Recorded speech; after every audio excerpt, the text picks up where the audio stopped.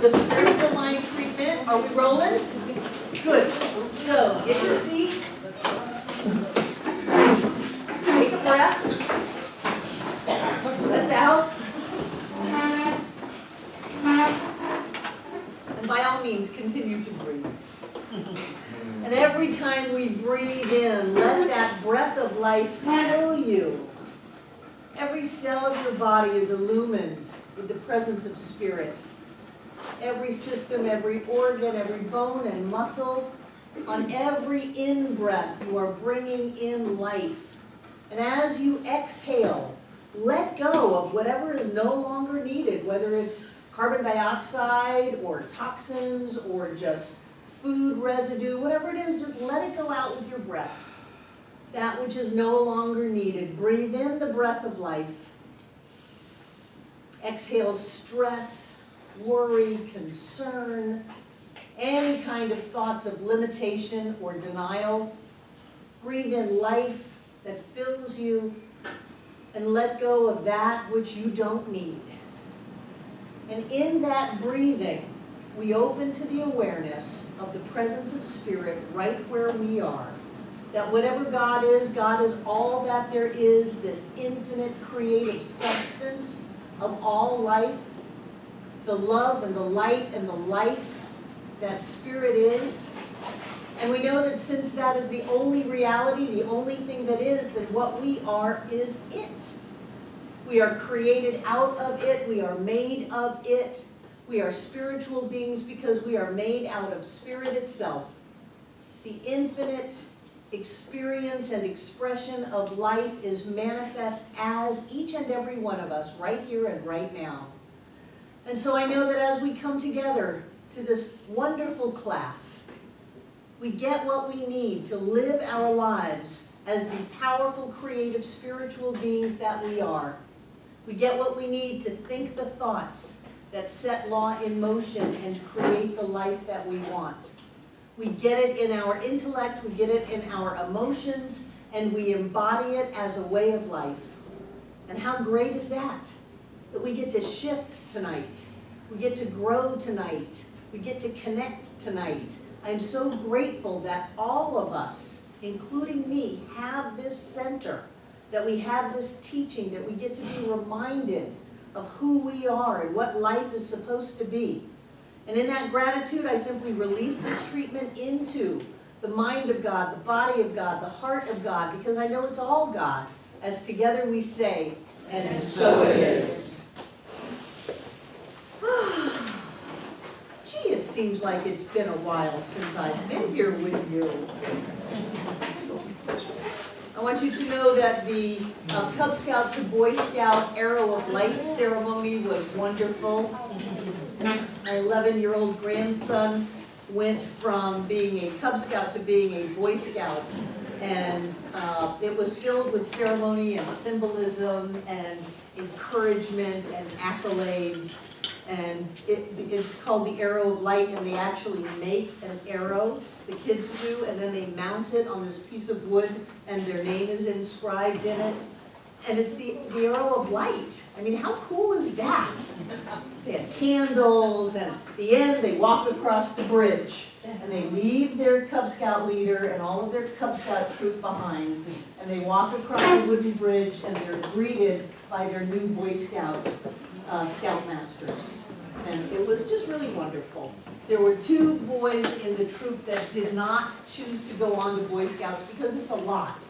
You know, Matthew was never in Cub Scouts, so I never had that. But it's a lot of activities and a lot of competition and badges and camping and hiking and doing things. And so 2 of the boys didn't go, and it was really so bittersweet that they sat there and cried the whole night. Not that they wanted to go on, but they felt this loss of this group of boys that had been together for 5 years as a scout troop. So it was a wonderful experience, and thank you for just creating the space for me to take a Monday off. Weird that it was on a Monday, but to take a Monday off and go and do that with them. So that was where I was last week. And then the week before, you had John teaching you treatment.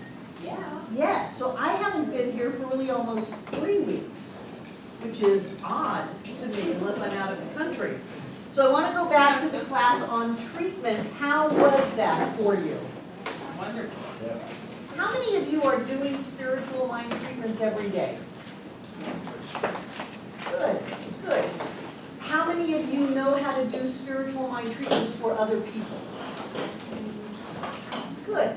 And the reason I'm asking is that I'm looking at this next class between next week and the beginning of the prosperity class, and I'm looking at that as what area do I want us to focus on? And I'm thinking about doing it all on treatment. Because I find that when we do our spiritual practice every day, and when we, what does Ernest say, with a singular thought, set law in motion every day, then there is nothing that we can't create. And we've seen that happen in so many ways in our lives of having things happen that people said were impossible and would never happen, and we just kept at it, and now it's a no-brainer. It happened, and of course it happened. The thing that comes to mind is the coming together of the two organizations. We teach oneness, but they seem to manage to hate each other. You know, the coming together of those two organizations that many, many people said was impossible, not over my dead body, and some of those did in fact have to transition to allow that to happen. But for years, we just kept including that in our treatment work. It wasn't like the end-all, be-all focus of it, it was just a part of it. And so we would include it, and then the impossible happened. So back in September, when I started that wonderful class on the art of shifting consciousness, what I said was that I wanted to affect a cultural change in our community into a higher level of demonstrating and practicing this teaching. How many people were in that class? That was an amazing class. It went on for 4 months, and it went on until I really felt like we had made a shift. And so I'm thinking about, after we come back from the beach, which would be May 10th or May 11th, to start a class on spiritual mind treatment, where not only are we going to be treating for each other, but we're going to be treating for, not only are we going to be treating for ourselves, but we'll be treating for each other. It'll be like a little mini crash course in practitioner training. And I'm just wondering how you might feel about that. Does that sound like something you'd want? To reinforce your own spiritual practice, to be able to do treatment work for each other and yourself, and then we'll kick into the prosperity class, which will begin with a fire walk, which should be on the calendar on the website if somebody has a smartphone or a tablet and they want to go there and check what the date of that will be. So, any questions? I'm just kind of catching up, seeing where we are. You know, hi, Kathy. The Tuesday class that you teach, would you be thinking of teaching that class at night at all? What class? The metaphysics. The metaphysical interpretation of the Bible? Yeah. You like that class? Yeah. Well, it's not on the website yet, so I haven't seen it, and it's during the day for work. What do you mean it's not on the website? It's not. The videos are. Yeah, they are. And I've been looking, I believe. Go to YouTube, go to Center for Spiritual Living Asheville, and then type in metaphysical interpretation of the Bible, and they should all come up. But we have our own YouTube channel, so all the website does is give you a link to where it is on the YouTube channel. I'm so techie. It's not me, it's demonic, Rodney. But I sound techie, don't I? So if you go to YouTube and then just type in the search bar, CSL Asheville Metaphysical Interpretation of the Bible, or Barbara Waterhouse Bible, something like that, it should all come up. We're on class, we've only done 3 classes so far. It's a 5-week class, it's a quickie class. Good, good, good. Any other questions or comments before we jump in? I want to encourage those of you who are not yet members of this center to come to a fantastic and amazing class this Saturday from 1 to 4. It's called Membership in Spiritual Community. You don't have to be a member to come to the class, but if you come, you will be given very concrete ways to deal with people, to deal with criticism, to deal with your ego. You'll be given handy-dandy ways to have team building exercises, to come into that awareness of who you've come here to be. And I think it's a fantastic class. You know, people have said, well, there's very little about the center in the class, and it isn't. It isn't like a tour. People have said, why don't you give me a tour? I'm a member. I've never even been over to the school. Well, I'm happy to give you a tour anytime you want, but that 3-hour class is really about how to get along with people, so that when we come together in spiritual community, we can not fight.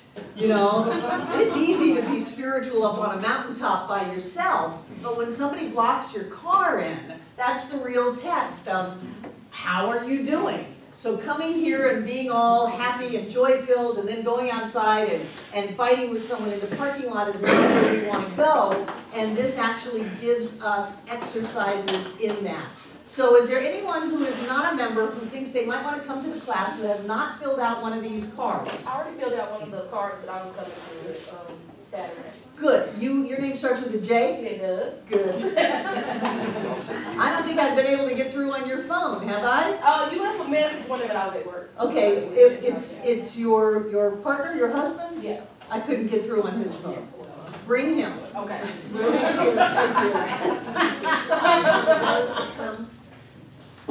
Just so that we know how many handouts to have. Great, great, great, great. Anybody else? I think this is a fantastic place to be a part of.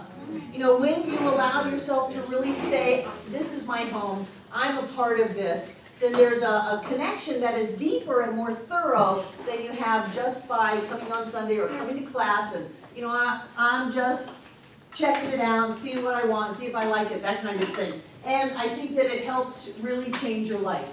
When you're a member, you get a free 1-hour session with a practitioner.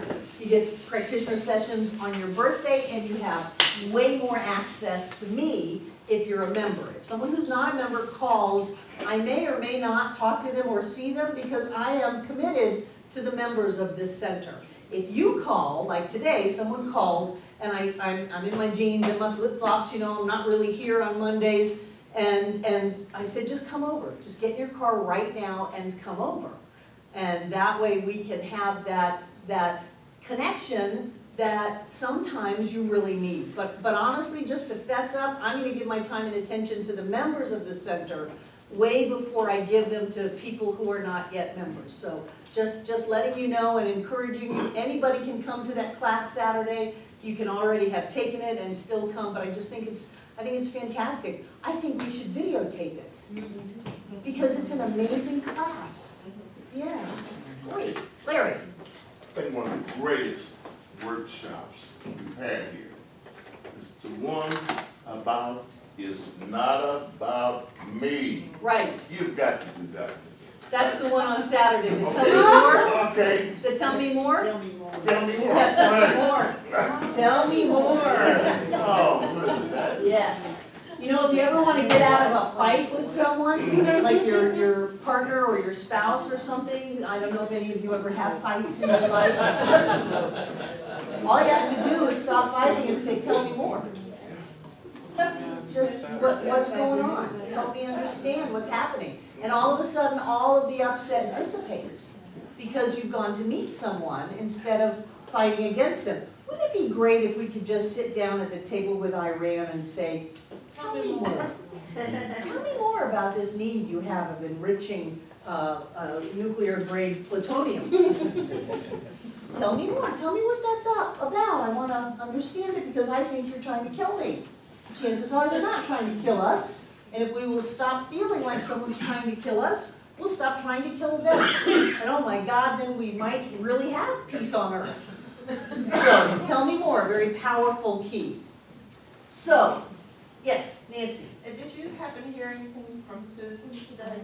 She left me a message on my office phone that she's feeling much better. She's thinking about, she has plane tickets to go see her granddaughter in New York for her first birthday. And she said she's going to wait until the morning, but to see if she's up for getting on the plane. I think she should go. You know, even if you don't feel great, it's better to not feel great somewhere where it's really wonderful than it is just to sit home and not feel great. Who knows, it may just change your vibration and lift you up and you have this wonderful healing. So we've moved into the section of the book on practice.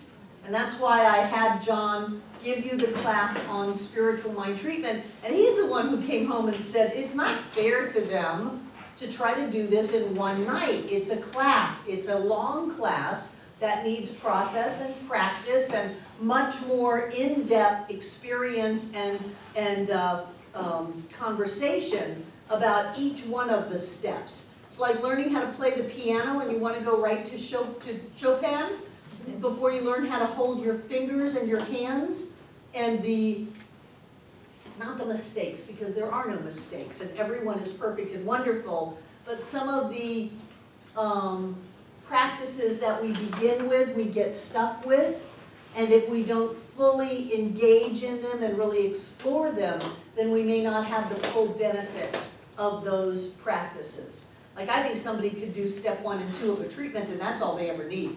God is, I am. That's a treatment in the absolute. God is, I am. God is, I am. God is, I am. That's really all you need. But until we achieve that state of mystical, enlightenment, we'll continue with all of the other 5 steps and affirmations and all of that stuff. So, what I want to talk about tonight is success. The book is Creative Mind and Success. So I want to know from you what you think success is. Peace. Peace. Empowerment. Joy. Empowerment. Achievement. Achievement. Wholeness. Wholeness. Connected. Connected.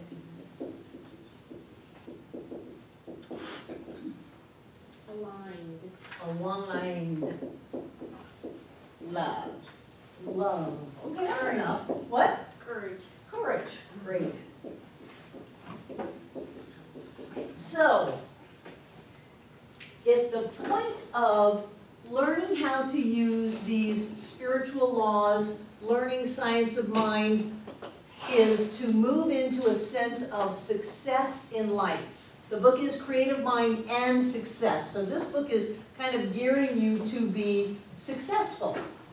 So I'm wondering if these are the outpicturings of success, what is it that is keeping us from moving into that greater state of success? Greater states of peace and joy and empowerment and achievement and wholeness, connectedness, alignment, love, and courage. What is it that still holds us back from really jumping into all of that? Fear. Our fear.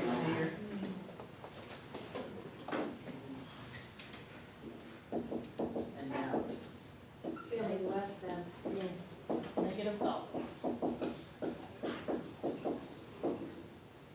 For me, a lot of times it's just not waking up and focusing on aligning myself. okay, that's enough. So if we have on the one hand this golden apple of success, and on the other hand, we know we're not unaware in this class. We know that fear is going to keep us from having all of these great things. Doubt is going to keep us from having those. Feeling less than, having negative thoughts, having a lack of focus, just failing to awaken is going to keep us from having the experiences of success that we want. What is it about that allows us to, instead of rise up and say, no way, fear, you're not going to rule me anymore, I'm not going to let you dominate me, feeling less than, having these negative thoughts, not waking up, I'm not going to do that. What is it that lets us just slide into the abyss. It's kind of your comfort zone. It's harder to step outside and stand up and be those things. It's easier to just coast along and point out all the reasons why you can't do what you really want to do. So it's more comfortable to not have the things that you want. Is that a long-term comfort? Are you more comfortable in the long run? No. Well, no. No. It's a short-term comfort and a long-term struggle and suffering. So there's a developmental stage in childhood.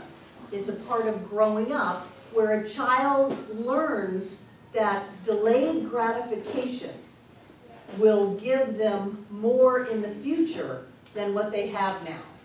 If you give a child a nickel or a quarter at a certain age, they'll always take the nickel.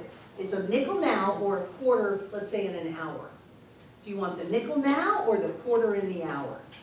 Nickel, nickel, nickel, nickel, until they have this psychological developmental breakthrough where even though they really want the nickel, they'll take the quarter and wait. And so what I want to have that be an example of is the spiritual developmental stage that we have to go through of delayed gratification so that we can have what we want in the future instead of grabbing something that's more comfortable now. Because I know that everybody knows that if you go into stinking thinking, if you go into negative thought, and you wallow in that for a while, either feeling victimized or gossiping or complaining, whatever modality of negativity is your preference, that you know you're going to pay for it. You know you're going to pay for it. I've often told people that if they want to stop complaining, just take a $100 bill, and every time they complain, set it on fire. And they'll stop complaining pretty fast because it overts the price that they're paying for their negative thinking or limited belief system. So we know that if we indulge in the debilitating act of self-judgment, of blame, of criticism, of gossip or whatever, that we're going to pay the price for it, not only financially, we're going to pay the price for it in our physical bodies, we're going to pay the price for it in our relationships, in the contract that was about to close and then it just vanished into thin air. You know, we're going to pay the price for it if we know that. And this is just my question. What the hell is going on that we keep doing that? What is that about? Is it just human nature? Is it just an undisciplined thought process that somehow gives us permission to slide? And are we in denial with ourselves about the fact that we are going to be paying the price? Because I think that if we can learn to catch ourselves faster, then we can insist inside of ourselves that we do spiritual practice every day, even if it's not comfortable, even if we created a scenario where we wake up late or we're not feeling well, just so the tyranny of the subconscious can have dominion over us in our lives and keep us playing small and holding back, then when that happens, we have the wherewithal to rise up as the spiritual being we are and say, no, I will not do that. I will no longer give into fear or doubt or feeling less than or negative thoughts or a lack of focus. I won't do it. And so in my constant search of what it is that moves us individually and collectively, my question is, what do we do and how can we shift that so that we can have the success that is promised to us? You know, if we would sit down and even if we read a spiritual mind treatment every day, that we are divinely guided, that we know exactly what to do at every moment, that intuition is ever present for us, that we prosper, that we're healthy, that we give out love and receive love, and if we did that every day, our lives would shift dramatically. And We're creatures of habit. Creatures of habit. So is it that we're an individual creature of habit? Is it a race consciousness that holds us back? I think part of what might hold us back is habit, and then you know what the outcome's gonna be from what you've been doing because it keeps happening the same way over and over, so you know what the result's gonna be. So you know you can take it. Yeah. I know life's gonna smack me down. I know I'm gonna run out of money and feel sick and just horrible about everybody, but I can take it because I've done it 1,000 times. But you identify with it, Yeah. so you have to change what you identify with. Exactly. Yeah. So if you identify with the drama, you're gonna keep the drama Yeah. going. But if you, it's just like they were talking about in the book, if you don't take poverty and limitations and you move it to, I am rich and powerful, then that, you're gonna identify with being rich and powerful versus identifying with being poor and pissed off. Right. And even when we can see the choice so clearly, poor and pissed off, abundance and success, we still don't always make the choice. And that's what fascinates me. I'm fascinated with this. That we will still say, no, I'm going to hit my finger with the hammer intentionally so that I don't have to think about this other thing that's calling to me. That's saying, rise up, be great, step into your power, let your light shine. Change all of your friends. Have people that have positive attitudes and money and cars and you're going to have fun with and go places with. Oh, but I don't want to let go of so-and-so. She's in trouble. Let go of her and her trouble and move into something greater. So as we finish up this book, I mean, the book is filled with promises about if you do this, you will get these things. If you can hold a focused thought. He says that all you need is one focused thought. And I've always said that it doesn't matter what you change as long as you change something. That everything's all connected. Your body's not separate from your bank account, separate from your marriage, from your car. It's all the same thing. And if you change one thing, then you will change everything. So even in that, I'm fascinated with what holds us back. And I'm fascinated with how as a community, as a group, we are held back. You know, I think that we've been plateaued for a while, and I'm just getting this really deep itch to move forward again. I remember when we built how extraordinary it was, how impossible it was. It was physically impossible, it was financially impossible. We had the people who were dropping off the red iron for the building, the original building, tell us they couldn't deliver it. The driveway was mud coming in, and it was too steep, and the exit drive was too windy for those big trucks to come in. And here we had tens of thousands of dollars of big structural steel pieces, and they're telling us that it's impossible for us to build this building on this piece of property. And so what did we do? We went into treatment. They told us that on a Friday, and we brought it to our little group in the trailer out in Fairview on Sunday. And people came out here, and they claimed the trucks coming in the driveway. And there was one woman who came in, I mean, nothing's here but mud, it's a mud pit. And she's opening up the door and climbing up the stairs and going to the second story. We didn't have that building then, but they were going against everything that should have been. And I remember standing here talking to the driver at the top of the driveway saying, well, of course you can make it. And he slid down the driveway. And then the next driver came, and this was Barbara. I said, the other guy just made it. And so he slid down the driveway. And there were moments we thought they were going into the creek. And instead, they managed to get here. They managed to go back up the driveway and get out. But it was impossible. And what it did is it called something from us. It called us up to rise up and to claim what we knew was true, even though everybody in the world said, you can't do this. You don't have any money. you've got the wrong land, you've only got a handful of people, it's not gonna happen. And so I feel like sometimes we need to have that calling to rise up into a greater reality, into a greater sense of self. And so we built, and then we bought the property next door, and we built that, and I think we've been over there like 6 years next door, and we've just been kind of coasting, you know? And so what I want is for us to get clear again. And in order for us to get clear again, I think we all need to look at what is it that allows us to choose not to be clear. Sai Baba said, if you're asleep, I can wake you up. If you're awake, that's great. But if you're awake and you're pretending to be asleep, I can't do anything.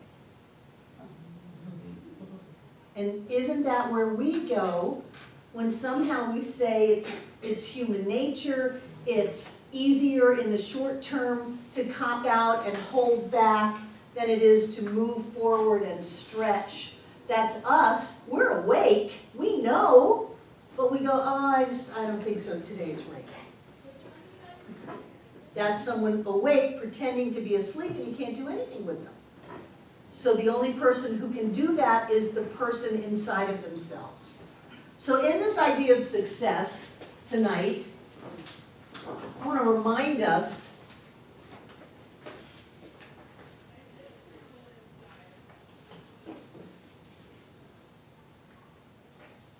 of that quote from Marianne Williamson that says, our deepest fear is not that we are inadequate.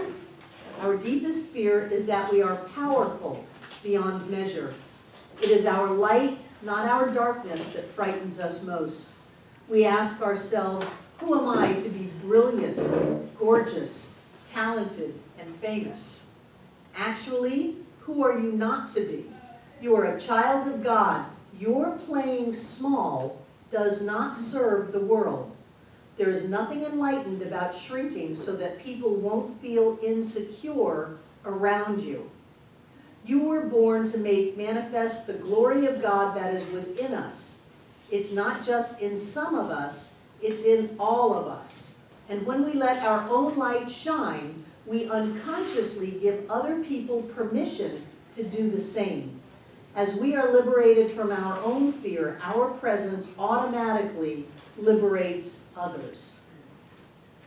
Who is that by? Marianne Williamson. Nelson Mandela read it at his inauguration, and many people quote Nelson with it, but it was from Marianne Williamson's book. And I ask myself that, you know, at what level do I pull back? We have an ongoing discussion in ministers. At what level do you teach? Do you take your teaching down to the level of the people in the room? Or do you teach in such a way as to raise the people up? And Ernest always said, teach to the highest level that you can, and people will rise up to it.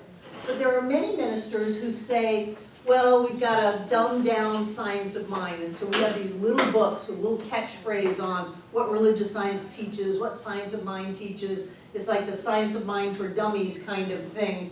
And they constrict it, they pull back, they qualify it, they hesitate on it, so that they think they will get more people if they don't ask as much from everyone. And Ernest said, ask them to be aware. Ask them to understand. Ask them to rise up to the highest state that you can go. And what you will do is you will lift people up around you instead of pulling back so that other people don't feel uncomfortable. And I wonder if you do that. Do you pull back so that, I could say something, but I'm just not going to. I'm just going to let them wallow in their misery, because they never understand anyway, because they're so unenlightened and I'm so holy. You know, how do we do that? And does that create success for us? How in the world are we going to get over here unless we stop hanging out over here? How much do we tolerate being here and then regret not being here? And I've always said that science of mind is one of the hardest things you'll ever do. It's not for wusses. It's not, because it asks everything of you. It asks for you to choose your emotions, think about what you think about, speak into form that which you want to live, let go of any and all history, beliefs, and stories about lack and limitation and victimization, and stand fully and perhaps alone in the glory of God as you. It's not for people who are not courageous, because you've got to be willing to give everything up under the trust and faith that everything will come to you. Elaine. My building next door was vacant for about 4 months. And so I got out the commercial contract, and for 3 days I imagined signing it. The 4th day, this guy looked at it before I walked in and said he would rent it if I would let him remodel it inside, repaint it, recarpet. Well, if you would let him. Yeah, It took 3 days. 3 days. And my note cards, I had those printed, and I sold 20 boxes Friday. Yay. It was unbelievable, That's wonderful. And handmade note cards. Yes. unbelievable. 20 boxes of cards went out for that. Good for you. So what are you willing to do for 3 days to have a major problem go away? What are you willing to do? There's a story in the book about a guy that his business had been great, and then it was going down the tubes, and he told his business partners that he was going to go home and think. He was going to go home and think, and they laughed at him. One of our fears is of being laughed at. One of our doubts is that we are less than who we would like to be. So they laughed at him, but they were all going to go under anyway, so what the hell? What the heck? Hello world! So what the hell? And he went home and he went into deep meditation, and what he meditated on is that I know what to do. I'm divinely guided. I know what to do and when to do it and how to do it, and he just opened up to this idea that he would know what to do. Now, it wasn't a flash of lightning that struck him on the head and all of a sudden he knew what to do. He started getting little glimpses of how things could be very different. And as he got these glimpses of how things would be very different, these ideas started to formulate that were very against what business practices were at the time. And so he came back, I think it was a week, he came back and he said, this is what I want to do. And they laughed at him again. But they were all going under, so, you know, whatever, they said, go ahead and try it. And it took a year, not only to turn the business around, but for it to be this major success. So what is it that we are willing to sit with and open up to the idea of what we are supposed to do, instead of, I want to control this out of my fear, and so I'm going to grab a hold of an idea that seems to make sense, and then I'm going to try to make it and push it into form. And many people manifest that way. They think this is the way, obviously I know more than the entire wisdom of the universe, and so I'm going to pick on one solitary path that I think I can make happen, and insist on that coming through with a lot of effort and willpower and making it happen, instead of opening up to what is that divine path that is mine. And it's not an outside God, it's the intuitive wisdom of the universe that keeps trying to knock on our door, and we have not yet learned how to open that door and receive it. Have you ever gotten an idea, you don't know where it came from, but you knew it was so right? That kind of thing. Can you imagine practicing that? Can you imagine having that all the time? I think I'll go into the Peace Corps. And how many weeks out are you? 10 10 weeks, and you'll be gone to the Peace Corps. for 2.5 years. Did anybody laugh at you? Everybody's laughing. Everybody laughed. Not anybody here. No. But other circles, yeah. They laughed at you, and yet you knew it was right. Yeah. Yeah, So I've learned to let them laugh. yeah. Another one of our members, Joyce Roush, is off to the Peace Corps. And I think that's wonderful, wonderful.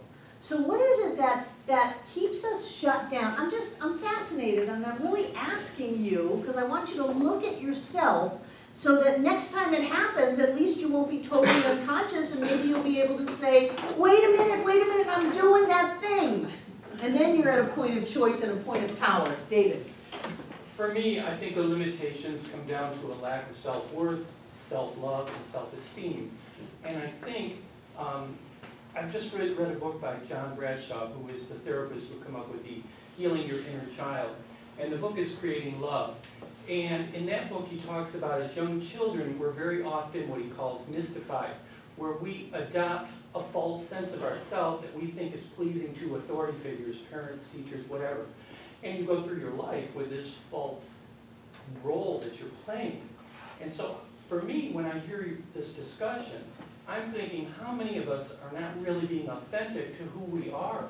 Right. And that if we become authentic to ourselves, then we will open up to the success that's there awaiting us. Right, because we think that money and power and position are all going to fill that void inside of us, instead of realizing that we are full already and that we don't have to be grabbing at things. It's fascinating because once you get clear about who you are, money and power and position will seek you out. But if you're chasing it, there's something wrong. So there really is that point where, don't just sit there, do something. Don't just do something, sit there. Don't just react. Don't just try to keep being the person that you think somebody wants you to be and then get mad at them because they don't love you. Well, they don't know you because you're not being you, because you don't even know who you is. So what a wonderful journey to start looking at, what do I want? That's why when people come to see me, and they often come to see me about money, what do you want? I want money. No, you don't. How dare you say I don't want money? You asked me what I wanted, and I told you what I wanted, and then you said, no, you don't. You don't. It's never about the money. It's always about what the money represents, what you think you'll have with money. Money is a big representation of freedom. So if someone comes up and I say, what do you want? They say, I want freedom. It's like, okay, how are you not free? What are you doing to lock yourself up in your own self-created and self-imposed prison that you've designed and built, and then you went and sat in and shut the door, and now you're crying? What are you doing so that you're not free when the truth of you is absolute freedom? Part of it is not letting yourself be told a lie by none other than yourself. And you may say, well, my parents did it to me. Yeah, but you took it. You're not a child anymore. You're still telling the story. You've still got that voice inside of your head. You shouldn't do that. You shouldn't go into the Peace Corps. Don't you know it might be dangerous? Don't you know blah, blah, blah, blah, blah, blah, blah. And so at that moment, if we can listen to ourselves and realize, wait a minute, I'm going into fear. I have doubt. I'm feeling less than. I'm having negative thoughts, and I think I'll just zone out. I'll go do whatever it is people do to zone out. And then I just won't have to think about it anymore. If we can realize that that's the process, then we can be at a point of choice and a point of consciousness and a point of empowerment so that we can choose something different. These things don't just happen to people. You've got to work your butt off for them. If you want to have success, if you want to have plenty of money, if you want to do what you want to do, if you want to be joy-filled and have great relationships, it's not that it just falls down from the sky and hits you on the head. You've got to stop being the person that doesn't have that. And there's some emotional fees that have to be paid. You got to go through your fear. It's risky to stand up. Public speaking is one of the scariest things that people can do. And I hear it over and over again when I say, gosh, your life's going great. You want to do one of those testimonials on something? No! Why? laugh at me. I'm afraid. I have self-doubt. You know, I don't think highly enough of myself. I don't trust myself. So when we have to be somebody that we're not used to being, it exacts a toll. I mean, sometimes people have to leave partners that they should have left years ago. They've got to leave, yes, they've got to leave jobs that no longer serve them. They've got to leave a lifestyle on the outside that doesn't work for them anymore. And then what are they going to do? Then they have to find something inside of them that they can rebuild their life through. But when you do that, you have a better life. You have a better life. Gosh, Darcy, it took you forever to move from one house to another. And you had all of these things happen, all of these problems happen. My whole life's been about making things better though and challenging my fears. I've challenged my fears in so many ways, but I always end up in a better place. And when I look back, I think, wow, I'm so glad I did that. I'm so glad I challenged myself to be more, to do more, to have more, because it's always worked out for me. My family tells me I'm good at jumping off tall buildings and landing on my feet because I take those chances because my gut tells me they're right for me, and so I follow that through. My friends all told me, why are you buying a house at this stage of the game? You're 65, you're going to be retiring, why are you buying a new house? I said, because I want one. I want a better house to live in. I'm going to be happy there. So, part of the challenge that I've had lately is not falling into the pattern that my work is trying to push me into, to tell me how I am going to be successful, and listening to the road that I know that I need to take to be successful because it's worked for me in so many ways, so many times. So there's that really fine balance right now that I'm going through that says, okay, just listen to them and work some of it in so they feel like you're following along with the plan, but keep doing your spiritual mind treatments and know things are working out for you. This month, I've had so many sales come through, I'm having a hard time managing them all. It's just flooded through the door so fast, I'm like $70,000 over my goal for the month. Halfway through. I'm halfway through and it's like, wow, I really know this stuff works. I think just sometimes I become complacent because I work so hard and I feel like I just need to back off a little bit and slow down just a tad. But then I'm back at it again, and so. So do you do spiritual practice every day? Yes, I do. When you do that, do you feel recharged? I do. Recharged? I do. I feel like it sets my tone. My day doesn't always work out like I've done my treatment for it, but there's always something good in it to where I've learned something or I've dealt with a problem in a different way. So right now what I'm focusing on is just accepting things as they come to me, knowing that there's a silver lining behind it. Good. And Put the blessing in there by claiming it, and one will have to come out. well, and then I'm not trying to force things like my company would have me do. I just know that they're going to be there for me, and they are. And so they're like, wow, what are you doing? You're on fire. I'm like, yeah, I'm on fire. Good, good, good, good.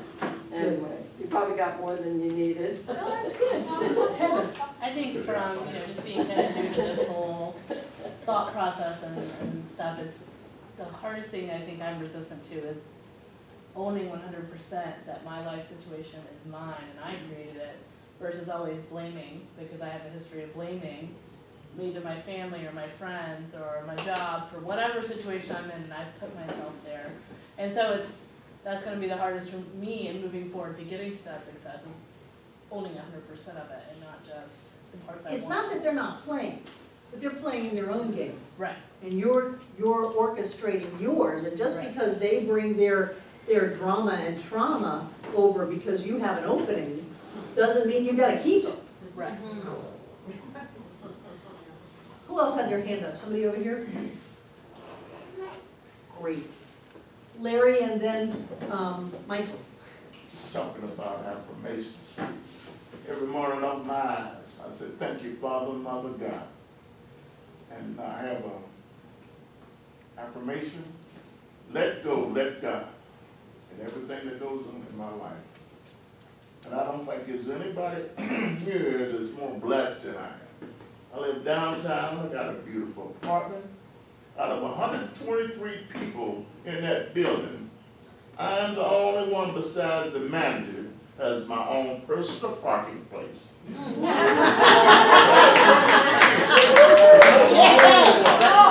don't have to worry about a parking. And you have a room with a view. That's what I can see forever. Right. Yeah. Good, good, good, good. But that's one of my favorite affirmations, and it's releasing. And It's a balance. mhm. It's a balance between going with the flow and setting your intention and creating your reality. And if all you're doing is setting your intention and creating your reality, then you're closed down to a greater level of wisdom, to your intuitive guidance, to ahas, to things that you might not have thought about. And my experience of decades of setting my intention and creating my reality, and damn, I'm gonna create it come hell or high water, and nobody better get in my way, because that's the thing that's gonna happen. Well, those were control issues. And I probably missed out on a lot of other things that could have happened by being so narrow-minded in what I believed was the only true way for this dish to go in the dishwasher, whatever level of creation you're getting. And by not opening up to a greater sense of wisdom, I did some stupid stuff. I created it, I made it happen, and then half the time I'd get it and I'd go, oh, that was a mistake. So now I need to go create something to fix that and to create something else. So it's all about the balance of I am open to the universe lifting me up and carrying me where I need to be and gently dropping me in the perfect and right situation. And I know that my life now prospers, that I am healthy, that this works out, that this day I am filled with sales, I am a money magnet, my body is healthy, all of these wonderful things happen.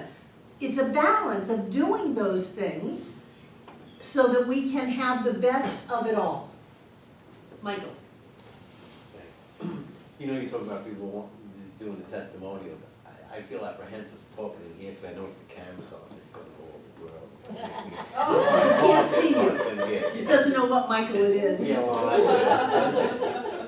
well, but thanks for saying how hard this is, because I often wonder about this stuff. It's like, I've seen this stuff work. I have some amazing things happen, and yet I don't do it. And then I get back to doing it, I was like, oh my God, look at what happened, and why did I ever stop? But then I find myself stopping, And in the morning, it's like, the treatment, I know. I don't know. I don't believe that. So I'm not going to sit there and say that, because I just don't believe it. And then the confusion, and then well, it doesn't work anyhow, even though I got all of this evidence of things that has happened, And then it's like not doing it right, or not good enough. I got this vision of being able to move things with my mind and really influencing, my presence just changed and all this stuff, right? I've been working on this for a long time, and that kind of stuff ain't happened yet. I'm ready for it. I want that. You tell me about bringing this to another life. I want to do that. I want to know how. I want to get rid of whatever's in my way. A couple weeks ago, you said you just want to shake people sometimes and say, look at what you're doing. What is it that you see in me? I want to change this stuff. But sometimes I don't always know what it is. Are you asking me what I see? What would you shake me and say? Stop playing at being confused. I really feel confused. I don't care if you feel it. You feel it because you want to feel it. You feel it because it's a convenient feeling. You feel it because it's familiar. You are not confused. You're scared, but you're not confused. So be more honest with yourself. I am terrified that one day I'm gonna look at that cup and move it, because I know I can, Yeah. and it scares me. But you're not confused. I don't feel You're scared not about confused that. at all. Pardon me? I don't feel afraid of that. You Well, know, like good. when I you don't know say- what you're afraid of then, but it's not confusion. Confusion is a lie. So what I would say to you, Michael, is stop lying to yourself. Just stop lying. First thing Rocking Bear ever said to me, I know that I'm. stop lying. No, well, stop lying and see what happens. Just stop lying to yourself. Because every lie on the outside is just a reflection of the lie within. Well, how do you find that if I don't, I mean, I feel You like. choose it's not to true. find it. What? You said, how do you find that if I don't? And I interrupted you and said, you choose not to find it because finding it brings huge responsibility. If you know that every day where you go and what you do and how things work out and how you provide for your family and what lifestyle you have is a direct creation of you, if you really get that and live that, then you are big. You are big. You're running a construction company. You've got all these people hired. You're building big buildings. You know, you're not building somebody's deck. Not that there's anything wrong with building somebody's deck, but that is in you is bigger than just building somebody's deck. There's greatness in you, Michael. And every time you say, well, I don't get it, I don't understand it, I don't feel it, I'm confused, you're just getting on the couch, pulling the covers over your head, saying, I don't really want to be in this world.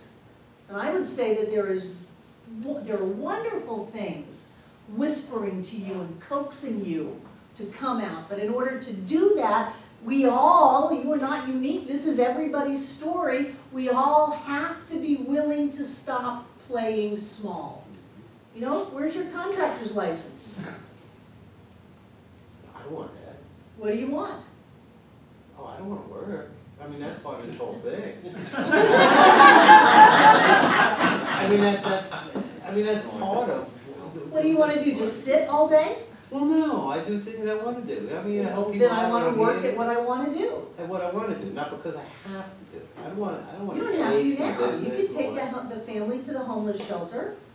They'll feed you. You don't have to work. Yeah, well, I get that, but I don't. So every word that comes out of your mouth is creating your life. And I would encourage you to stop lying to yourself. I don't want to have to work. You don't have to work. You could put a bullet in your head and not have to work. You want more joy in your life. You want more creativity. You want more freedom. You want to be able to do things differently. And in order to have that, you have to stop lying to yourself. We all do. We have to stop telling ourselves that we can't, we shouldn't, we're stuck. This is just the way that it is. There will be no change. That's all the lie. And in order to move into these ideas of success, which have peace, joy, empowerment, achievement, wholeness, to be connected, to be aligned, to love, and to have courage, we have to stop hanging out in fear, doubt, less than, negative thoughts, and lack of focus. And one of the quickest ways to bring all of this up is to stop lying. I was so mad at Rocking Bear. How dare you speak to me that way? I am Barbara Waterhouse. I'm a religious science minister. I understand the power of the word. I do not lie. God, for years I kept seeing how I lied. I just lied all the time. Every time I look in the mirror, I would lie. Every time I would open up the checkbook, okay, I know there's going to be enough because I'm afraid that there isn't. That's the lie. Whenever I would think about what I could and couldn't do, well, you know, I'm in a trailer out in Fairview. What do you want from me? You know, I'm doing the best that I can. That was a lie. That was a lie. It's not so much intentionally deceiving people, like I'm going to tell you to buy this stock and it's going to be worth a certain amount of money and I'm going to lie to you and that way I'm going to steal your money. It's not like that. But every word that comes out of our mouth, every thought that we think that is less than, I am born to make manifest the glory of God. Anything less than that is a lie. So, Perhaps that is the room bringing up the idea that homework for this week would be to notice how many ways you lie. And there are no white lies, there are no jokes, there are no "I was just kidding." It's all a lie. Darcy, and then we're gonna break. I was just gonna say, I was very fearful of making changes in my life, but I think I was more fearful of not making the changes in my life because I was so miserable where I was when I started to come into the truth. And once I got a little taste of what the truth could do for me, it drove me to want more and more and a bigger piece of it, and a bigger piece of it. And my whole life has changed. I am not the same person I was even 5 years ago when I walked through these doors. Right. I'm not. And I'm thankful that I overcame my fear and my doubt about being able to move into a larger space. And it takes vigilance. It takes a lot of vigilance. That's why I'm saying the daily practice, the daily treatments of setting your intention and then opening up to notice what's going on. To be open to intuitive guidance, to be open to synchronicity happening in your life, to be able to be willing to step out in faith and follow something. And then I gotta look at how do we slide?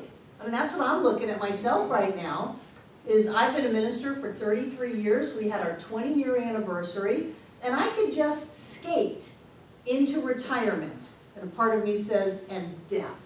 You know, I could just skate and not really push it anymore. John and I keep saying, no more building programs. We're never gonna build anything again in our lives, which probably means we're gonna take a big building program on because we're either moving forward or we're moving backwards. Anything that stops flowing, water that stops flowing is stagnant and rots. Blood that stops flowing, lungs that stop breathing, digestion that stops flowing, anything that stops the movement of life will kill you. So that's part of what we're looking at. Let's take a break.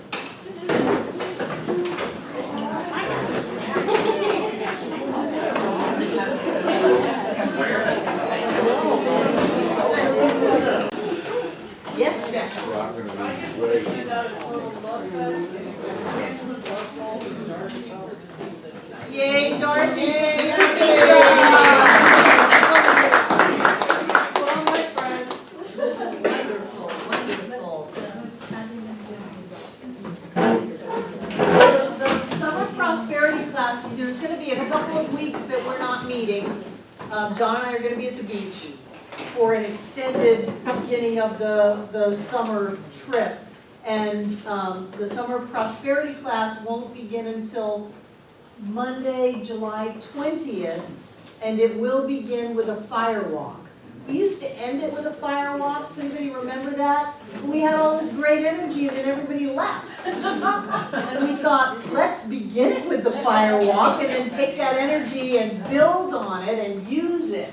So put it in your calendars. We actually have people coming in from all around the country to do the fire walk.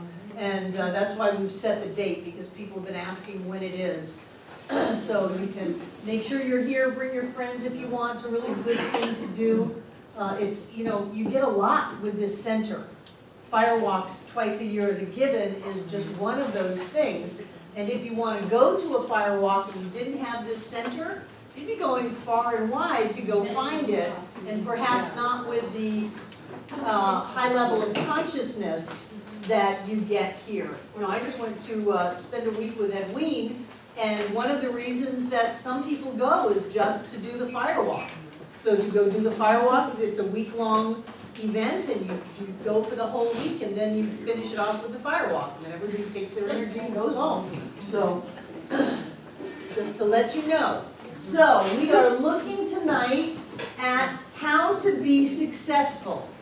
And what we're looking at is, what are some of the things that we do that hold us back from being successful, and what are the things that we can do to go ahead and do what we know we want to do. I don't want to say what we know we should do, because then it sounds like we're bringing on an exercise program or a diet program or something. But if we know that doing affirmations, visualizations, setting the intention, smiling even when we may be mad, if we know those things, what can we do to assist ourselves in doing that? How can we get on our own side instead of work against us and give ourselves a hand up instead of pushing ourselves down? What kind of ideas do you have? Stop lying to yourself. Really, you keep that up, you'll have people sitting at your feet. Contracted license. Yes, yes, no contractor's license. Becca, Little affirmations on the mirror in the bathroom. affirmations on the mirror, and then do you stop and read them? Eventually you learn to. My move problem on. is remember to put them back up after I clean the mirror.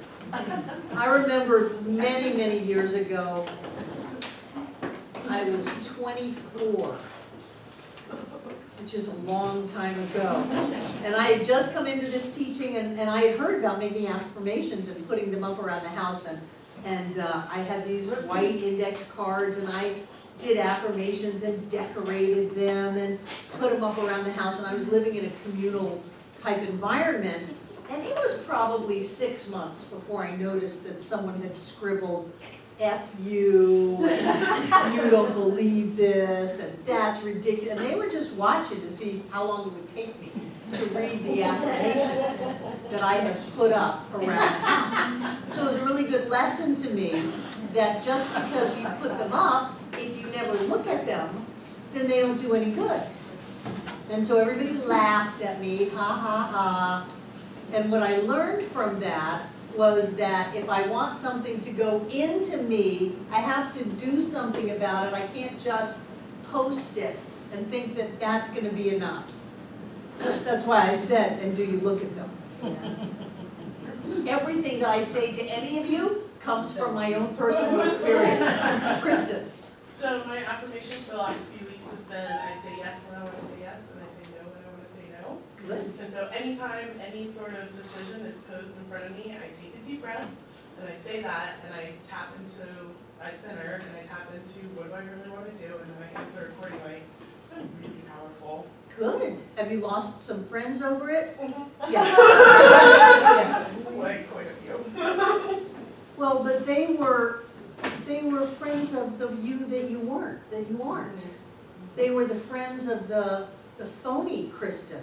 The, oh, I'll do anything for you if you will love me or like me, or even just tolerate me, Kristen. And the people that will be friends with you now will be friends with someone who knows her own mind and that they can trust you to say what's really going on. So many people set other people up by lying to them and saying, sure, I'd love to go there, and then being resentful and then blaming that person when really it all came back to the person who was lying to begin with by not saying, no, I don't want to go there. And then the other person is saying, well, all I said was, do you want to go? And they seemed like they wanted to go, and now they're mad at me and throwing daggers at me, and now I got to deal with that. They would much rather trust you to say, no, I don't want to do that. Great, what do you want to do? Well, I want to go here. Great, let's do that. Or, I don't want to do that. That kind of thing. It cleans the energy up so much. Who had their hand up? David. Yeah, regarding things that limit us and block us from our, progress. I was raised in a religious tradition that at least 3 times on a Sunday you heard, Lord, I'm not worthy to receive you. And so you're brought up with the concept of you're not worthy. Now, I'm all for God's grace, and I believe in God's grace for me and anyone.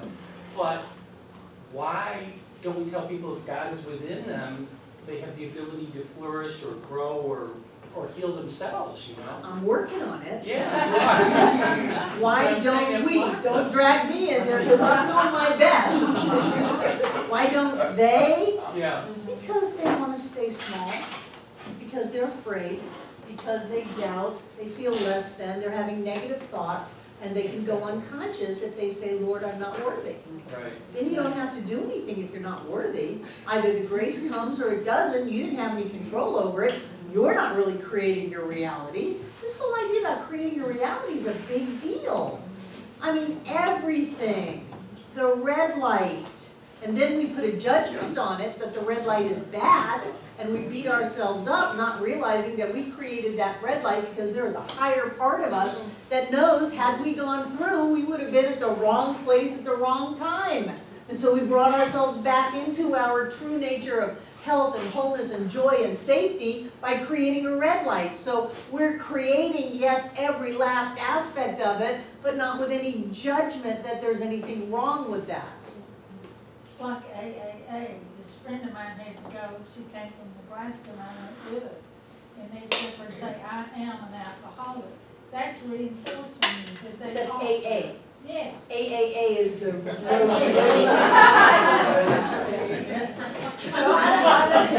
wasn't me, but I had to go with her, and, because she didn't know, and I said, my God, these people are all reinforcing that they are an alcoholic. If you have a judgment that being an alcoholic is a bad thing, I think alcoholics are amazing. I mean, they're some of the smartest people I've ever met. How do you keep track of so many lies? They're good at it. They have different brains, and the different brain chemistry, you know, creates some situations that interact with alcohol that are different than other people. But I admire alcoholics. So don't have a judgment on alcoholics. And if you say I'm an alcoholic and proud of it, instead of I'm an alcoholic and I feel bad, that's a whole different thing. I mean, don't you find some of the most amazing people on the planet are alcoholics? Absolutely. Some people are practicing and some are not. That's what I said, they reinforce if they are an alcoholic. There's nothing wrong with that unless you have a judgment on alcoholics. So let go of the judgment. The dance is setting your intention, claiming what is yours, affirming it, knowing it, visualizing it, creating it. Letting go to the infinite wisdom of the unfoldment of life that always must be for your highest and best. The dance is taking full responsibility for creating every last atom of your reality and not having any judgment on it. Calling it all good. That's the dance. And if we just call it all good and we don't take any responsibility, then we're off balance. And if we just take responsibility and don't call it good, we're off balance. If we're just forcing manifestation without allowing the force of life to lift us up into our creation, we're off balance. If we're just hanging out and going with the flow and not really caring where we're going, we're off balance. So it's about the balance of it. And judgment is, you know, for me, judgment is the biggest tripper-upper of our success. I wasn't judging them, I was just saying they reinforce that they are an alcoholic. Well, what's wrong with that? No, what nothing's wrong with it. So They what's just wrong reinforce with it. I'm at a 12-step meeting and I want to say, my name is Barbara and I'm a human. Would you say you're just reinforcing that you're a human? I would say that I'm a spiritual being having a human experience. Okay. So there's no judgment there. No judgment. So what's wrong with people standing up saying that they're alcoholics? Well, some of them just keep on doing it, you know. Right, but there is judgment there, Elaine. Well, maybe so, but I just think that, You know how to tell there's judgment? If there wasn't any judgment, you wouldn't care. You wouldn't care what they said. I never heard such rigmarole in my life. See, the rigmarole Never hear this mess. mess has judgment. But it's a dance to let go of the judgment. It's such a dance. You know, and John will take it all the way to the point where, well, if you call it good, you're in judgment. It's like, oh, come on, don't take my good. Let me call it good. You say there's a pony in here somewhere, there's a blessing. Let's not go total zen. It just is. Oh. If I wanted to do that, I would be doing it. I don't. I want to be a creator. I want to be a manifester. I want to be a spiritual being. I want to be alive. I want to have the best life ever. There's a book out called From Good to Great.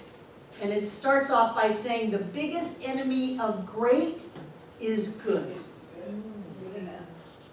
because it's good enough. Because it's good. My life is good.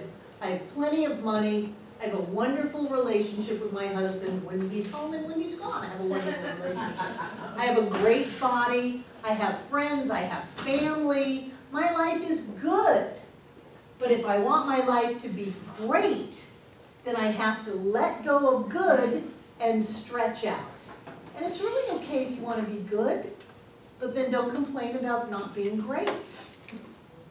You know, if you just want to make it to 65 and get your retirement and have a little house to live in and be able to putter in the garden, that's fine, as long as you're happy. But if you're not happy with that, if you want something more, then you've got to let go of good enough. Because when you want to fly to Hawaii and you don't have the money to do that, then good enough is not so good anymore. You know? It just isn't. So you get to do what you want to do when you are who you are supposed to be, which is a successful being.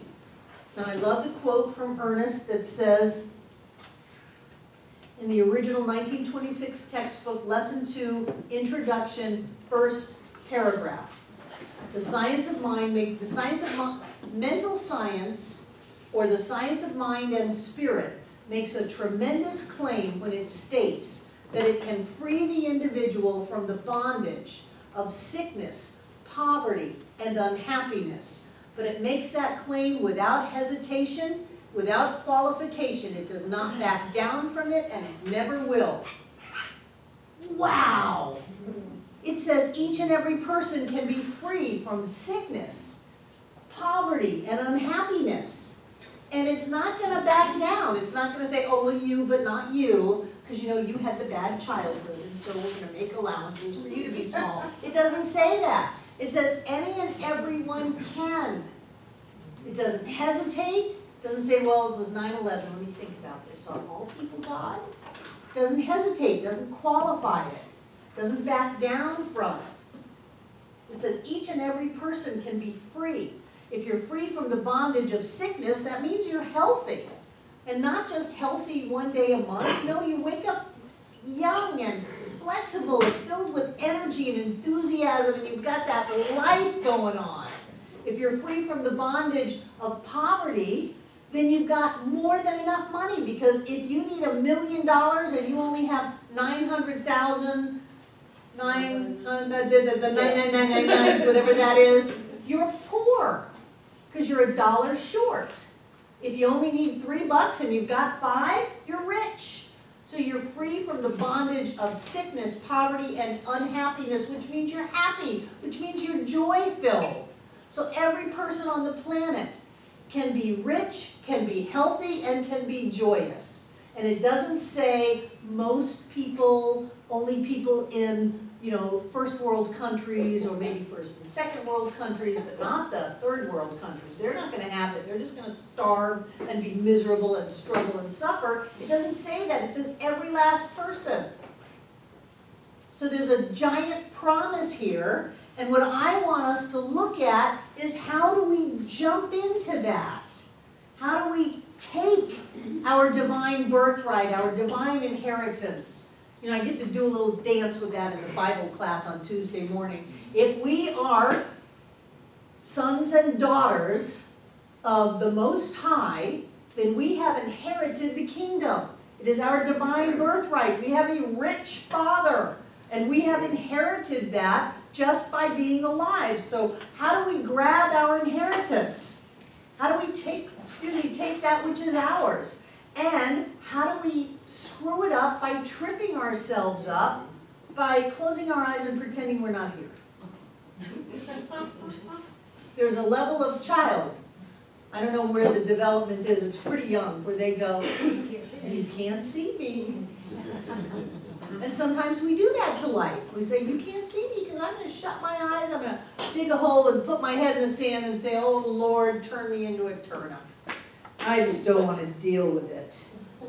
But then we have the life of a turnip. And we go, I want to be free. I want to go to Hawaii. I want to be all that I can be. I want to be, you know, I was born to make manifest the glory of God. I want to do that. And you got to pull your head out of the sand, or wherever else it may be.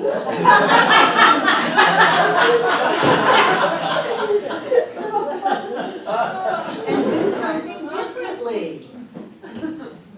I don't know how to get us all, myself included, to stop being afraid.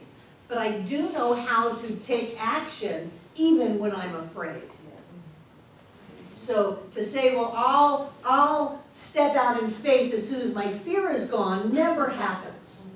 Margot. For me, the challenge is ignoring what the apparent reality is and seeing the truth. Like if the exercise where you say, look at yourself in the mirror and just love on yourself, I don't see perfection, I just see all the flaws that I think are there. And I don't know how to get beyond that, to let go of all that. You don't see perfection? No.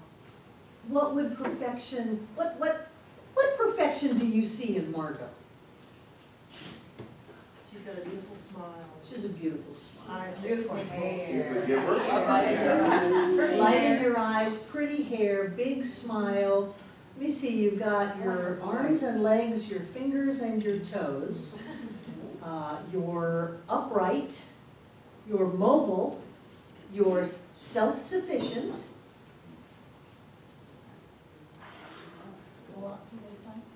I like the way she talks with her hands when she talks. I like how smart you are, I know you. You are really smart. I like how smart she is. Yeah, yeah, you are really smart. I like the softness that you don't show much when you talk about your husband.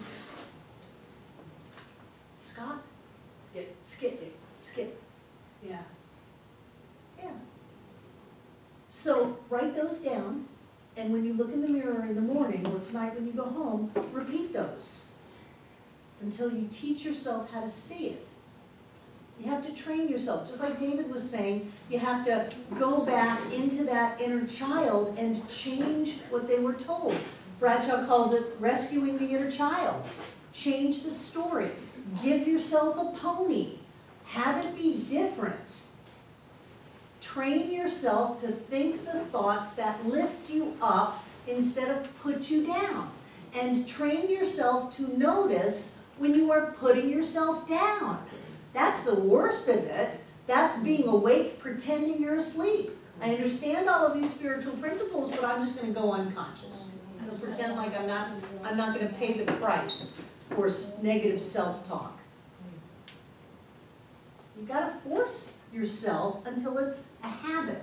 Mary. I think one of the biggest differences for me too is, I do a lot of daily spiritual practice now, that it's taking that risk and talking to somebody else on a regular basis that really makes the biggest shift for me. Because sometimes there's things going on that until I actually speak to another person about whatever it is, I'm not aware. Do you have a practitioner? Yes. I mean, it could be Deb, could be a friend, Yeah. could be a practitioner, but why don't we talk to other people? Isn't that our fear? Isn't that our doubt, our feeling less than, the negative thoughts have run amok, and then we go bring them? You know, it's fascinating to me. It's almost like we've all been starving, we're still hungry. The food is there, and there's a hesitancy to go for it. And I want us just to run to it, to dive into it, to stuff ourselves with all that we can get. There was a video a few years ago about this contest. The way a lot of, what's it called when someone discoveries in science are being made now, is that they'll have a contest. And they'll put it out to all the colleges and everything, and there'll be a reasonable but modest price for it. Everybody will spend way more money than the prize is. So there'll be a prize for it. And there was a country in South America that was very, very dry, didn't have water. Water was a big issue. And they made these billboards that took water out of the air, filtered it, and then the billboard had solar panels and it said, water here. And anybody could go up, turn the faucet, and water would come out.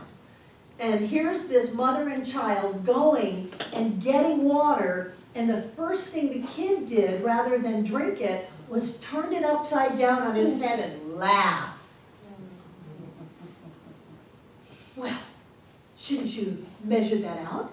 Don't you know that you may have to share that with other people in line? Shouldn't you drink the water first before you play in it? And really, water is so special and priceless, especially here. Should you be playing with it? Yes. Yes, the first thing that the kid went for was the joy of having water all over him. That's the joy I want us to have as we run to the spiritual food, to the spiritual demonstrations, to all of the blessings and abundance of our life, and dive into it. To throw caution to the wind. If truly we live in an abundant universe and there is no lack or limitation, we don't have to measure out our demonstrations. We don't have to say, oh, I got that, I got to make it last now, because I created that, but I don't know if it's going to last for a week, so I'll just hold on to it, and then in a week I'll have to create it again. Just jump into it. If you created it once, you can create it 1,000,000 times. If you create $1, you can create $1 million. So what we need to do is jump into it, dive into it, grab that promise that Science of Mind gives us. That we don't have to be sick, that we have health and wholeness and energy and vitality and flexibility and youth in all of us. We don't have to be unhappy, there's great joy in us, and we don't have to be poor. We are all rich beyond our wildest dreams, and just go for it. That's what I want us to do. And I don't know how to do it.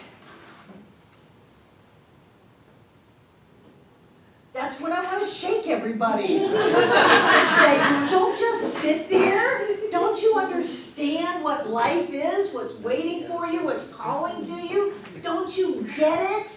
That every thought that goes through your head is worth its weight in gold, literally. Oh, well, I'm going to go home and turn on the TV. Because I need a break, and I need to take care of myself, because I have limited resources, and you know, if I don't take care of myself, then I get sick, and I'm tired. No! I want to be, I got to find that little thing that I love so much that I misquote often. I don't want to go into my afterlife looking good. I want to go used up. I want my hair to be flying. I want my, what does it say? You go in with a martini in one hand and a cigar in the other, and you go sliding into heaven, and your hair is flying, and you're used up because you lived your life instead of worrying about, am I okay? We're okay. What's not okay is to live a mediocre, half-lived life. That's not okay.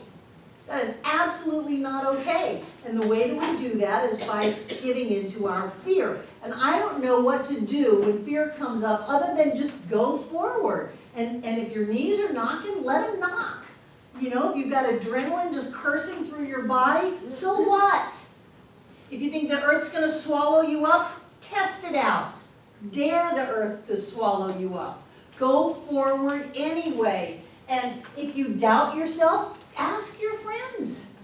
Do you really think, I think I'm mediocre. Do you think I'm mediocre? Do you think I should just maybe go get a job checking out at Ingalls and just let all of this go? Is that what you think? If you can't find it inside of yourself, like with Margot, ask other people to help you. No, there's a fire in you and I want to catch it. I want to burn with you. Get it from other people. Don't let your own doubt or your old story that you're not worthy stop you. Start saying, I deserve the best. I deserve the best.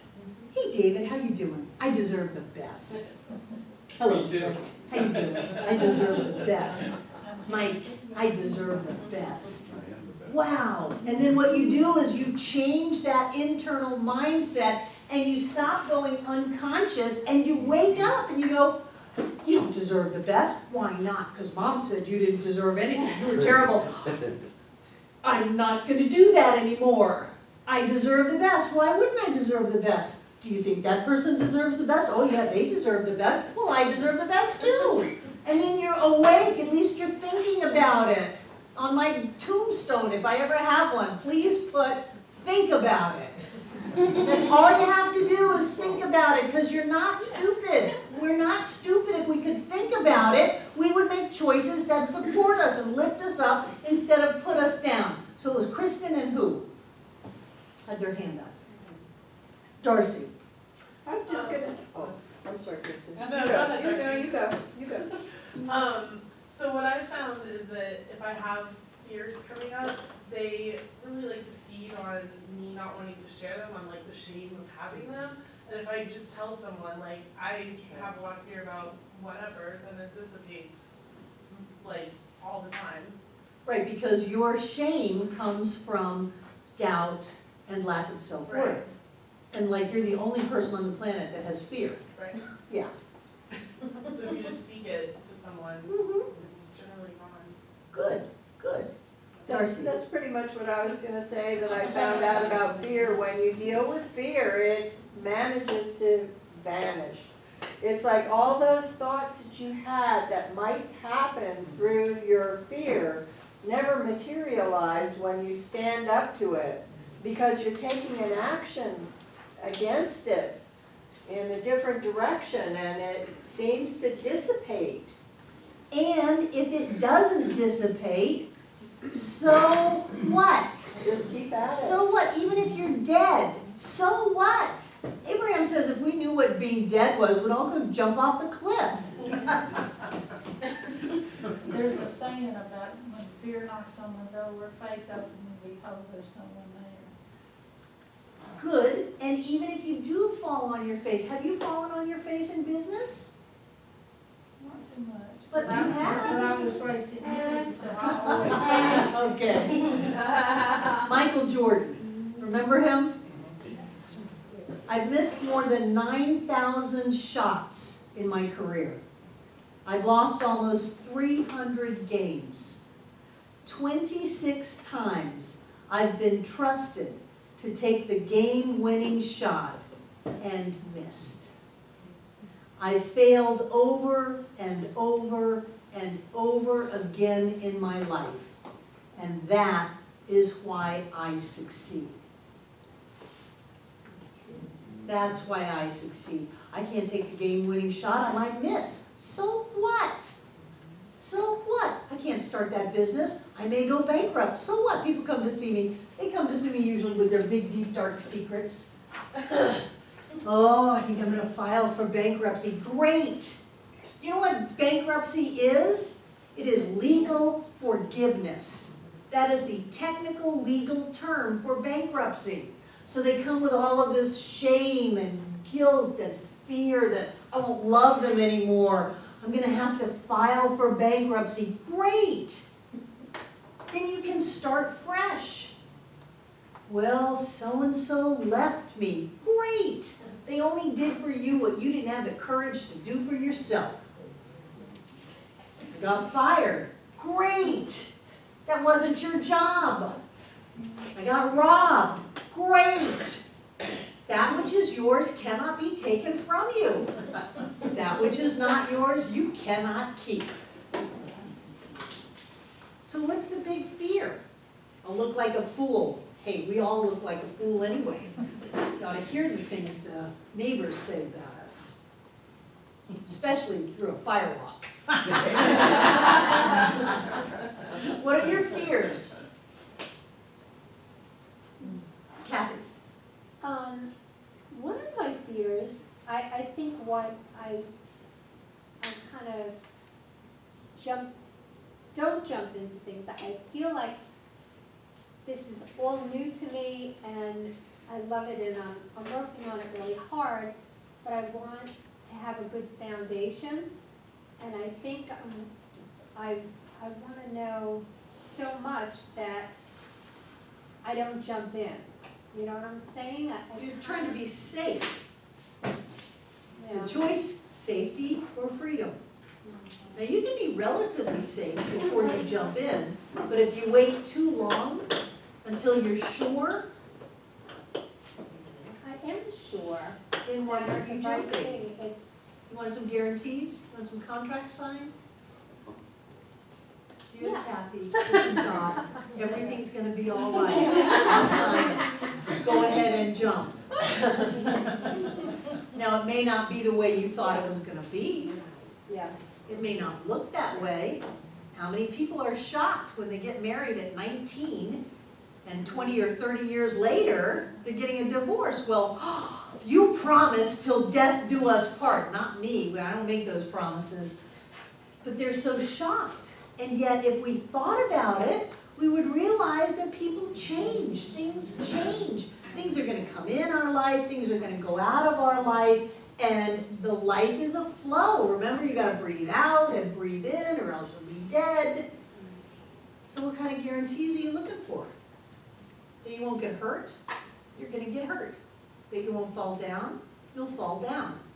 That you won't be embarrassed? You'll be embarrassed. I think I just want to get it so much. I want it to be second nature. Get what? The whole philosophy. Well, then you gotta jump in. Yeah, The only way you get wet is to jump in the water. yeah.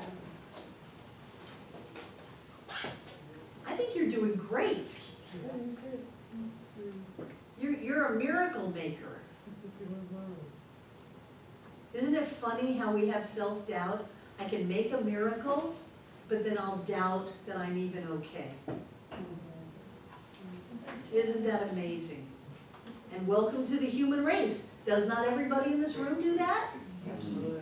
We'll have a demonstration, whether it's a parking spot, or whether it's a pension, or whether it's the lottery, or whether it's having someone that you love come back into your life, and then we doubt ourselves.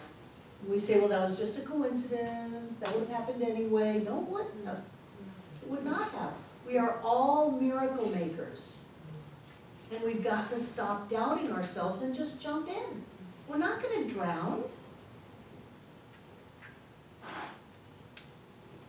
David. For me, what helps overcome fear is, the first step of treatment is recognition of divine presence, always and everywhere. And so the scripture says, perfect love casts out all fear. So if you really are in a loving mindset, and it has to start with yourself. In order to love others, you truly have to love yourself. And Helen Hayes, in her little video, she's talking about how important it is to really, truly, sincerely love yourself, because we're not taught to love ourselves when we're young. Louise Hay? Louise Hayes, I'm Yeah. sorry, yeah, Louise Hayes, Yeah, she found the cure for AIDS was simply self-love. right. I love myself the way I Well, am. it's really simple, but we forget. We do, we forget, and I'm fascinated in why we forget, because there are no accidents.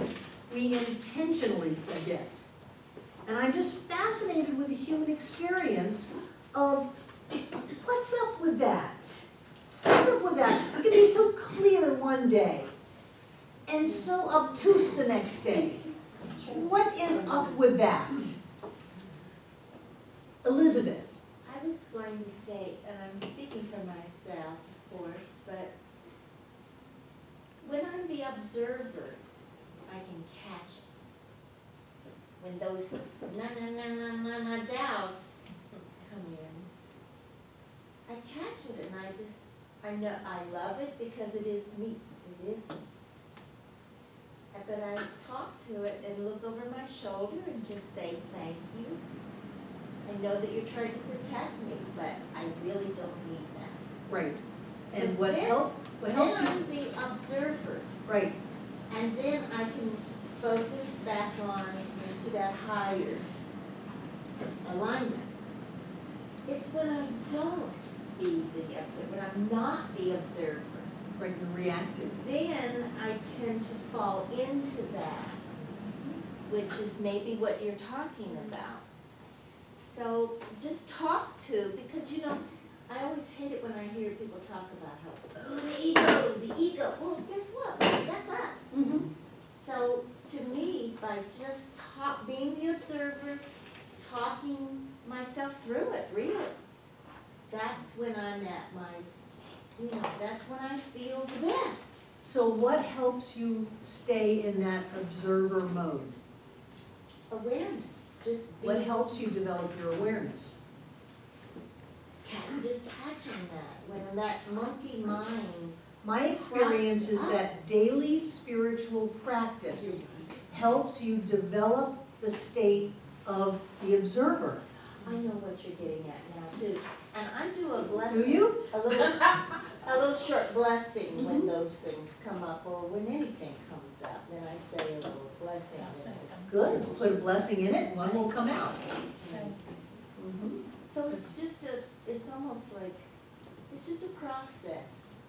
It's a process, but it's one that, for me, I need to focus more on. I need to have it right there all the time. And what I want for us is to remember more often. Yeah, and I think that that's one of the good things about spiritual community, that you have a place to go to help you remember.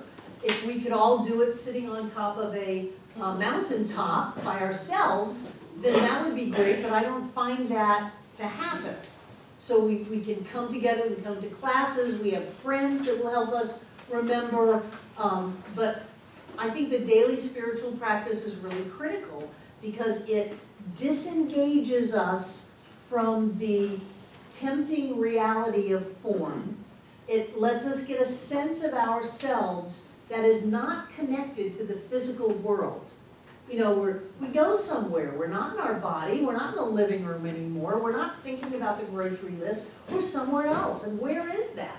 It's disconnected, and I think it's disconnected in a good way, so that when physical form comes and says, here's a letter from the IRS, here's a bill that you weren't expecting, this thing is happening, then we're not so immediately hooked into physical form as the end-all be-all. Wait a minute, just a little while ago, I was hanging out somewhere that didn't have a letter from the IRS, didn't have something that was an unexpected bill, didn't have someone being upset with me.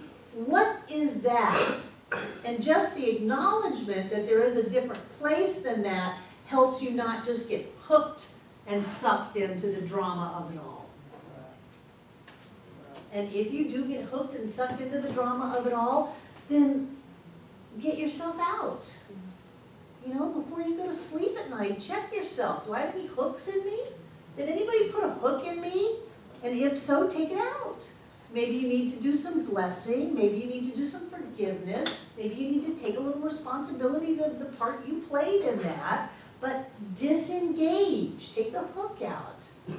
And Ethan, you said the forgiveness. When you put out a blessing, I mean, like, you know, the mind will just like be judgmental about whatever, someone, let's say. But if you turn around and go, you know, Mother, Father, God, I bless this person. I mean, I'm the one that has jumped in on the judgment, so just by turning that around and putting that person and give them a blessing, because what it's really doing is it's healing me. Right. Bringing balance to me. Right. If I want to hold that negativity, it's not, you know, it's really hurting me. So It is. Every negative thought you have, every criticism, every complaint, every But we do condemnation those things. hurts you. and do it. So it's best to just turn around and It is. It's be best to the bless observer them. and just And what bless I like them to and do, so on. since they may have pushed my button, but it's my button, I put it there, they didn't put it there, they just pushed it. Thank you for showing me something that is ready to heal. Thank you for pointing out, by pushing my button, that which is ready, wouldn't have come up unless it was ready to be healed, that which is ready to heal. And then it's my responsibility to look at that. Wow, really? You're still reacting to that? You still care what other people think? Somebody can say boo and it scares you? Really? Really? After all this time, you're still gonna do that? Let it go. Don't care. You're so much more than that. You're so much greater than that. You've gone so far beyond that, and by then, that person has gone on to find somebody else with a button. Because you just took your button off. Okay, let's close the class. I love you. We have one more class next week. Take out what you're gonna get.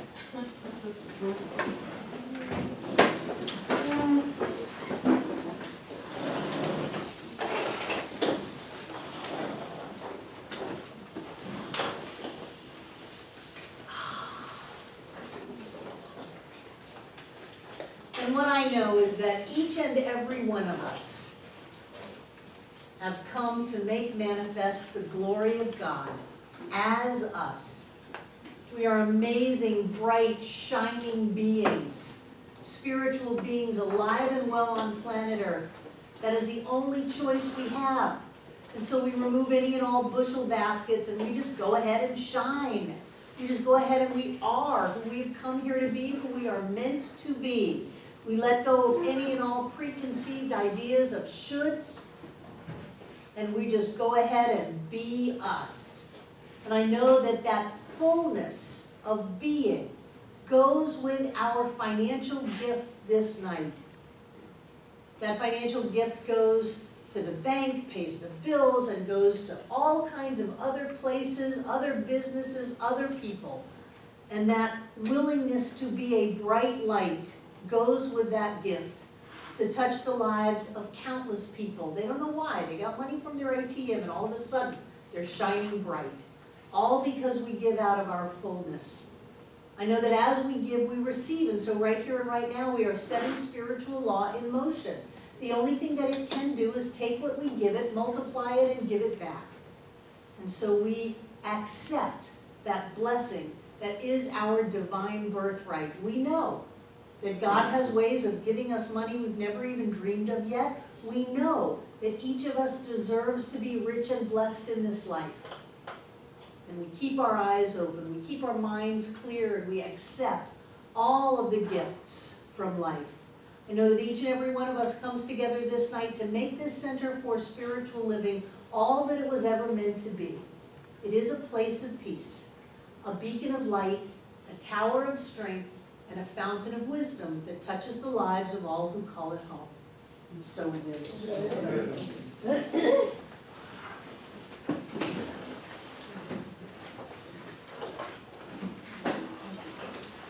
Just take it in. Take it in. We have millionaires in this room. Yes. Take it in. We have great joy in this room. Wonderful success in this room. Enlightenment in this room. We have happiness in this room. We have love in this room. And power in this room. And I know that everything in these baskets is blessed. That each of us receives that blessing. That this center thrives.